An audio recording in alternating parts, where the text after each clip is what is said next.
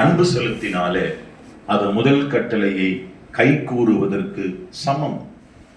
வருகிற மே 19ஆம் தேதி நம்முடைய பேராயத்திலே அபிஷேக ஆராதனை இருக்கிறது. புதியதாக 13 உதவி ஆயர்கள் அபிஷேகம் பெறப்போகிறார்கள். இயேசு கொடுத்த 3 கட்டளையும் அன்றைக்கு நிறைவேறும். அபிஷேக ஆராதனை துவங்குவதற்கு முன்பு பேராயர் அந்த 13 பேருடைய கால்களை கழுவுவார். இது வழக்கம். அபிஷேக ஆராதனை முடிந்ததும் பேராயர் அந்த 13 பேருக்கு நற்கருணை கொடுப்பார். அபிஷேக ஆராதனை முடிந்து அவர்களை வெளியே அனுப்பும் போது பேராயர் உலகெங்கும் போங்கள், நற்செய்தி போதியுங்கள், நற்கருணை கொடுங்கள், ஞானஸ்தானம் கொடுங்கள் என்று அனுப்புவார். ஆக மொத்தம் 3 இம்பார்ட்டன்ட் கமிஷன் ஒரு ஆர்டினேஷன் சர்வீஸ்ல, அபிஷேக ஆராதனையில ஒரு பேராயத்தின் குரு நிறைவேற்றுவார். இன்னைக்கு நாம் கற்றுக்கொண்ட இந்த 3வது கட்டளையை நீங்களும் கை கொள்ளுங்கள். ஆண்டவருடைய வார்த்தைகளை முடிந்தவரை போதியுங்கள், பிறருக்கு சாட்சியாக ஜீவியுங்கள்.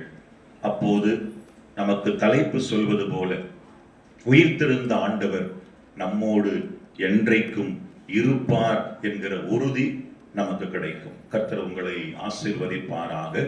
பிதா, குமாரன், பரிசுத்த ஆவியானவருடைய திருப்பெயருக்கு மகிமையும் துதியும் கனமும் உண்டாவதாக.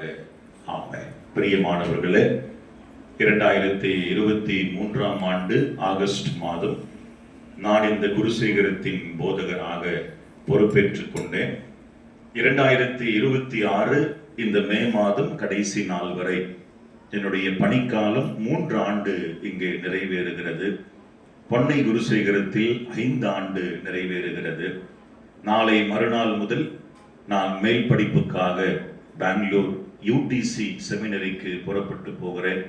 தொடர்ந்து அடியனுக்காக, குடும்பத்திற்காக, பிள்ளைகளுக்காக, என்னுடைய கல்விக்காக ஜெபியுங்கள்.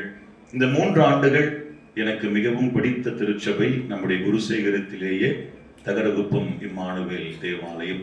உங்களுடைய ஒற்றுமை, உங்களுடைய பாடக்கூடிய திறமை, அன்பு, ஐக்கியம் தொடர வேண்டும். விரைவில் ஆலயம் கட்டி முடிக்கப்பட வேண்டும். வாய்ப்பிருந்தால் மீண்டும் உங்களை சந்திக்கிறேன். என்னோடு இணைந்து பிரயாணம் பண்ணினீர்கள், உங்களோடு நானும் இணைந்து பிரயாணம் பண்ணினேன். நம்முடைய சபை ஊழியர், சபை மணியம், இதர பொறுப்பாளர்கள், மூப்பர்கள், தாய்மார்கள் அனைவருக்கும் என் சார்பாக மனம் நிறைந்த நன்றியை அன்போடு நான் தெரிவித்துக் கொள்கிறேன். கர்த்தர் உங்களை ஆசீர்வதிப்பாராக. ஆமென். அனைவரும் எழுந்து நின்று கீர்த்தனையில் 172வது பாடல், பாதம் ஒன்றே வேண்டும், இந்த பாரில் எனக்கு மற்றேதும் வேண்டாம் என்ற பாடலை பாடுவோம். அப்போது